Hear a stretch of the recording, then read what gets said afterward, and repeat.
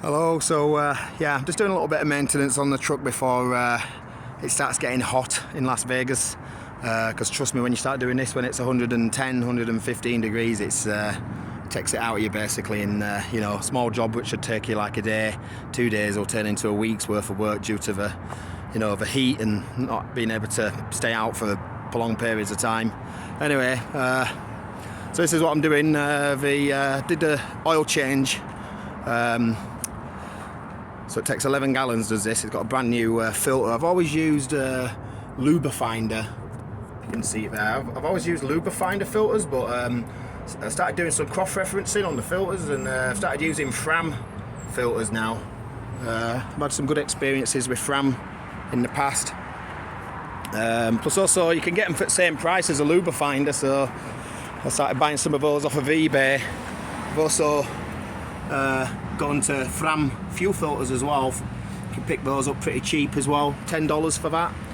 This is a water separator. I'm still waiting for the filter to arrive for that. Actually, I'm going to swap that out hopefully tomorrow if the filter arrives. It's supposed to have arrived yesterday, but it didn't arrive, so that's the only thing to do. But yeah, I've done the oil change, fuel filter, oil filter, that's to do.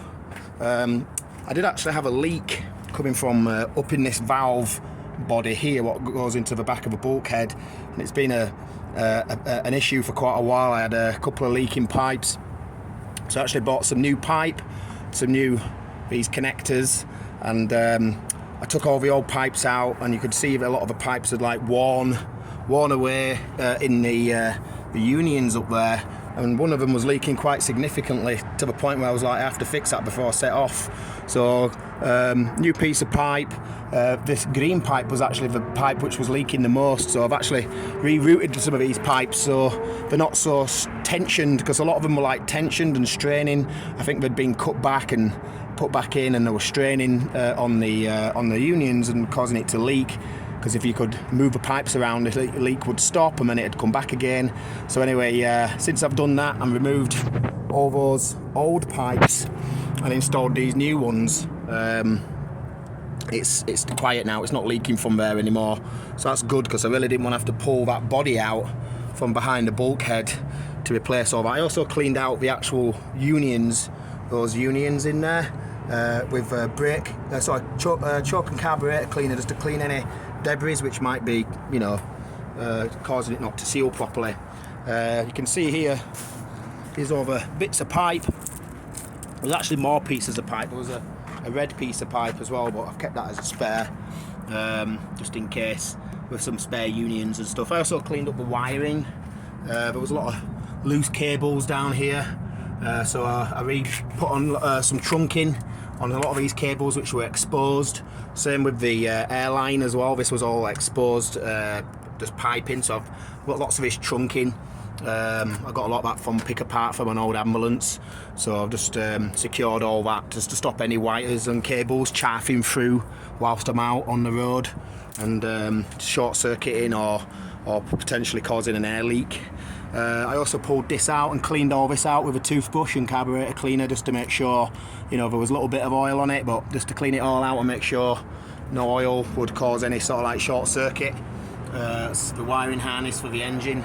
I am going to replace on the next trip. I'm going to replace this compressor actually. That's going to be the next thing I'm going to replace, and I'm going to get a new oil seal. It's actually coming from the compressor. I'm going to get a new seal for this power steering pump, and obviously a new seal for the compressor as well, because there is a little oil leak from there. It's not massive, but you know, it builds up over time. Also been greasing up all the kingpins and the ball joints and stuff. Also the steering box as well, there's a grease nipple there. Also poured in some, so when I prime the filter, I always use a bottle of this stuff. It's only $5 from Walmart. So I'll fill the filters up with this, because it's brand new, it's clean, obviously it's filtered. You don't want to just use fuel, because sometimes it can have some very small particles in there. So, and it also just helps, you know, clean the injectors. It's getting it neat straight into the filter, so help clean out the injectors. It was running a little bit weird before, but I put some of that House Deep Clean, I think it was, filled it up to the brim, and I put a bottle of that in, drove it all the way from Salt Lake down to Vegas, and then I left the truck for 3 weeks because I went back to England, and then started it up, and then it just seemed really nice, just ran really well. And ever since I've changed the oil, runs really smooth now. So yeah, she definitely needed an oil change. Generator, did an oil change on that as well, cleaned it up, cleaned up the carburetor. Starts up fine. It started fine anyway, you know, not any issues with it, but I just wanted to make sure it doesn't let me down. I had been neglecting it for a while. It literally just runs and runs and runs, that little thing. I just keep on putting fuel in it, and I'll put a gallon of oil in it. I'll literally put this much oil in it, even though that is actually too much to put in it, but it holds it all, and then it lasts for ages. You know, I've been using that since I don't know, can't remember last time. It was like 2 or 3 months ago, but yeah, definitely been a good little generator, that, and it powers everything I need. I've also set this little setup here. I was sick of having to use my airline from the fifth wheel, messing around decoupling to blow up tyres on cars and stuff, and could never really find out what the pressure is. So I put this little pressure regulator thing in here. As you can see, I had to reroute this valve on the side, and then this basically just, I can set the pressure to see, you know, say I want to put 60 psi in or 20 psi. I can actually just turn this little knob, you see that there, and it actually moves the gauge around. So, you know, so it'll go right up to 120 psi when the truck's you know, fully aired up. But that's just good for blowing tyres up. It gives me a general idea of how much air's going in without having to piss around with the gauge. I can just set it here and then just put the end on and, you know, clip it on and let it blow up. Yeah, so also I've decided, I bought a couple of new tyres. These tyres, bought these last summer, September, and they've been on the trailer, and they've lasted quite a while actually. I've been all over the place. I've been to Georgia a couple of times, and all around, you know, up to top of Nevada, and all over the place. Done many thousands of miles on these, and they've been on the trailer, and they've lasted quite a long time. Been quite impressed. But I noticed I had quite a lot of other tyres on the fronts, and they started getting a little bit low. After doing lots of swapping around and shuffling the tyres around, I started getting low. But I did get 2 new tyres, and I put them on the inboard, on the inside here. So that's got quite a lot of, I just bought that the other day. That's still got a lot of grip on that Firestone. As you can see, the Toyo's looking a little bit low on that side. So I've decided I'm going to take this Toyo off and put both of these on here. I've also got, literally just bought today, 2 Goodyears. I've got goodies for a good price from my supplier. They're literally like new, and somebody bought them in error, and I could have got 4 of them, but apparently 2 of them went. But I went there a while ago and they had them.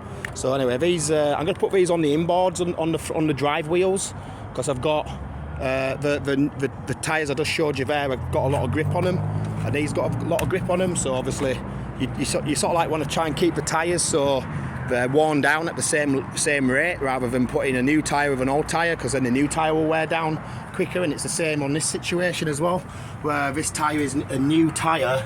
This is a new tyre. Well, it's pretty much a brand new tyre is this. It's used, but it's brand new. Still had the little bobbles on the grip, and I didn't want to mate it up with this Toyo, which is, you know, worn down quite a bit. So I'm going to just do the same thing again. I'm going to take this rim off, this Toyo wheel off here.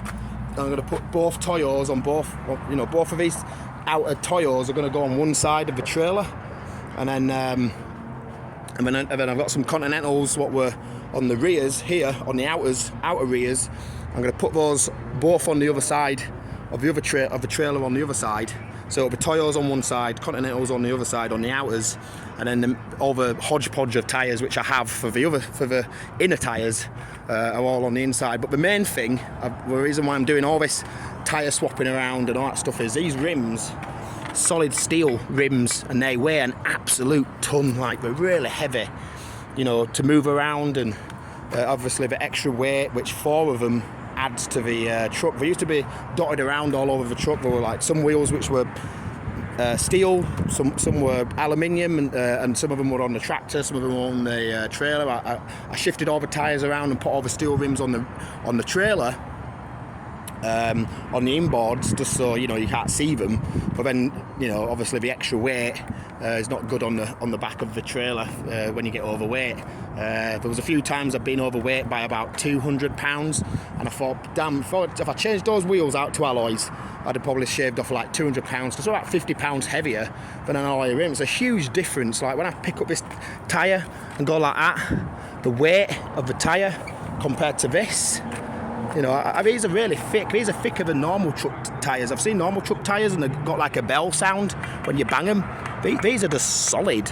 These are really thick, solid tyres, and the way, you know, when I go like that, you can really feel the extra weight of the rim. So them things are bloody going.